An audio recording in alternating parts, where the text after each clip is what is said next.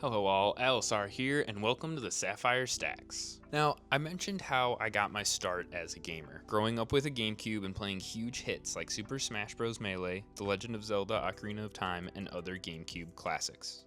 Today, I'd like to do a deep dive into the GameCube bundle that began my love of gaming, and analyze what came in this package and why it holds such a special place in my heart. Now, while I can remember all of the games we had for the GameCube and what games I really got into, I did have to do some research into what specific games or bundles we got with the console.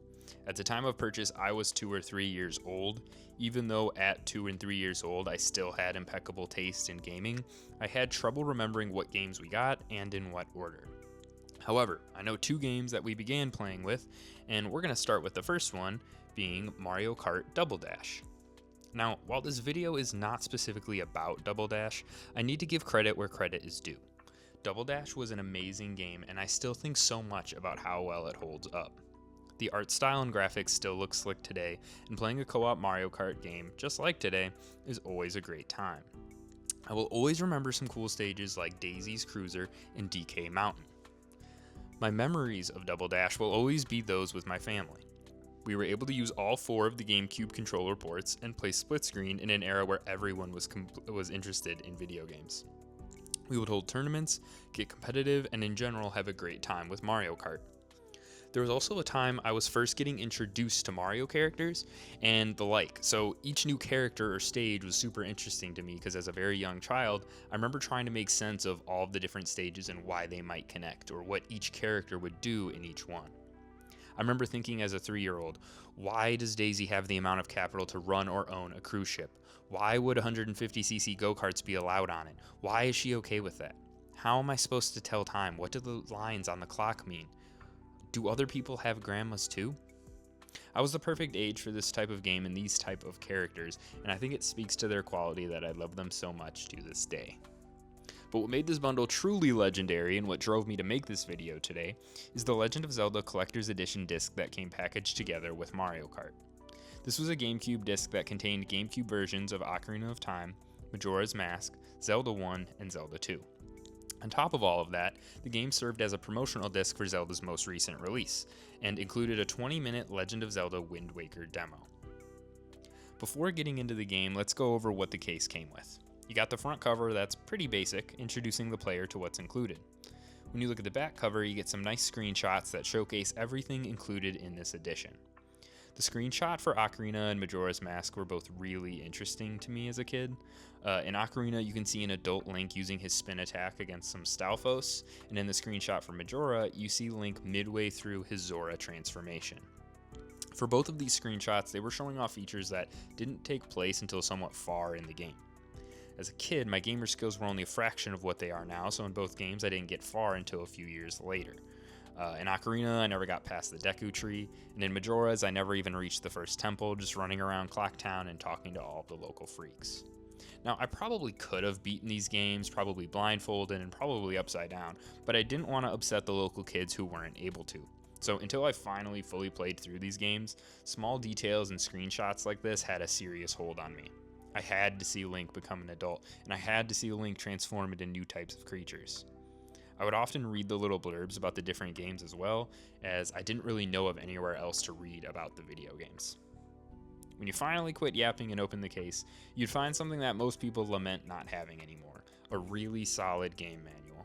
While there's a lot of games to be covered, the manuals gave decent directions and controls for each game. This would have been really helpful at the time if I knew how to read, so at first this wasn't of much use to me.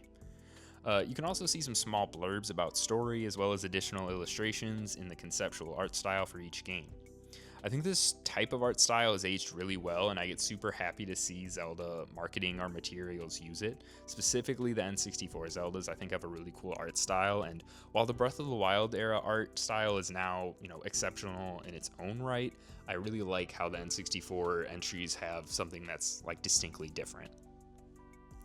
Also within the case is some ads for a special Nintendo Power promotion, and honestly, the price is amazing. Granted, this is early 2000s money. You can get a year's worth of Nintendo Power for $20, and they throw in a free collector's edition player's guide. I really wish I had the balls at the time to steal my mom's credit card and just buy this straight up. I think I would have got good returns, and honestly, I think my mom would have come around to, the whole theft thing. I think she would have been okay with it.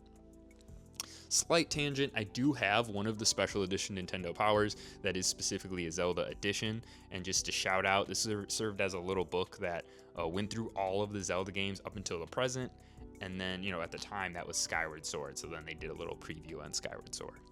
Just like the manual and the game screenshots, this was something I was obsessed with as a kid, and I just read it over and over again. Once you actually booted up the game into your GameCube, you were met with a select a game screen where you could boot up any of the 4 games as well as the Wind Waker demo. Now, in researching for this video, I found out that the games on this collector's disc are actually ROMs of their respective games. What the disc is really doing is running a Nintendo-made emulator that is then able to play these ROMs. Supposedly, some fans of this game were able to use a flash cart and then use these ROMs on their own console. So basically, they would rip the initial ROM off of the GameCube disc, put it into an N64 cartridge, and play it on N64 or NES for Zelda 1 and 2. And I found that super, super sick. I had no idea that these were ports, and up until probably when I was like 7 or 8, I didn't even know Ocarina of Time was an N64 game. I thought it was a GameCube release. I also found out that there were some reported problems with these versions of the games. Majora's Mask supposedly has some audio issues with some of its music, where it's not 100% accurate, and Ocarina of Time has a glitch with the game's lens flares. Worse than that, some people reported that the games had issues with crashes, as well as save files being deleted. Luckily, I never had to experience this. What I did experience is pure terror on the select a game screen. One night while waiting for my brother to return before starting up the game again, I was waiting in my room, sitting on the select a game screen, listening to some of the background music. Little did I know, anywhere from 5 to 10 minutes in, Navi the fairy from Ocarina of Time would shout out, "Hey, listen!" When I was a kid sitting alone in my room and Navi told me, "Hey, listen!" I nearly shat my pants. This is a core memory of mine. This is some of my earliest memories of just being ridiculously scared, and to this day I get kind of anxious on the screen. I usually try to pick my game pretty quickly so I never have to relive that awful memory. One non-game related feature on the disc was a short video Nintendo had put together called The Legend of Zelda, a retrospective. It was a nice linear compilation of all of the series entries until and including Wind Waker, playing an arrangement of Ocarina of Time's overworld theme.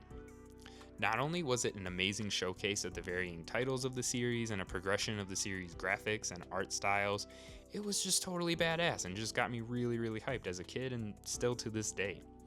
Presenting these games as part of a larger, overarching series to me got me really interested in trying out all of the games, as I eventually would when I was older. Like explained in my previous Final Fantasy XVI video, for me, specific story threads and plot points weren't as important to me as the themes and central elements were.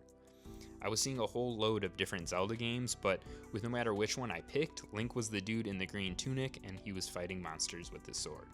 This was an excellent hook on Nintendo's part and got me interested in playing all of these games almost instantly and seeing how Link would perform and how he would look in every single entry.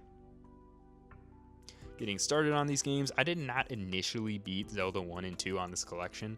I ended up doing this later through Nintendo Switch Online.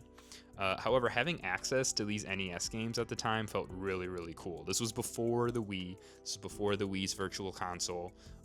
So getting access to these games was really cool, and I did put some serious attempts into trying them out. Now, with these 2 games, I knew I was getting into older stuff. I mean, just by the graphics and then the dates on each of these titles. And besides our Game Boy Advance, I'd never had anything before the GameCube. So again, having access to these games was really, really cool. And I know right off the bat, I was mesmerized by the pixel art style. Now, one aspect that didn't age the best was the obscure game details you needed in really early top-down Zelda. Details from the game's manual and hidden secrets you could hear about from others. Bomb this wall or stab this bush and things like that to find secrets that were essential to beating the game. As much as I love the manuals attached in this collection, it didn't cover all of these secrets and details in depth enough. So as a kid, I usually just wandered around the overworld and I only really completed a dungeon or 2. I could largely say the same about Ocarina of Time and Majora's Mask until I was a bit older, probably 7 or 8 years old. At that point, YouTube was a thing, and being able to see people post videos of later on in those games spurred me to actually try them out. I started out with Ocarina, and each step of new progress was earth-shattering to my 7-year-old self. My dad and brother, now largely not caring about the GameCube, would be told about every single new time I found a new area, got to a new dungeon, or got a new weapon. I fell in love with Link getting new equipment, and each new addition to the game was completely new to me. Getting to see Link finally make the transition to his adult self, and getting to use the Master Sword totally floored me. Getting different colored tunics got me insanely hyped. By the time I was finally finishing the game, I could hardly believe that video games had this much in store. I knew I had to push on and play more Zelda and explore new locations. I then went on to Ocarina's scary and weird sequel, Majora's Mask. Compared to Ocarina, Majora's Mask is a lot less welcoming.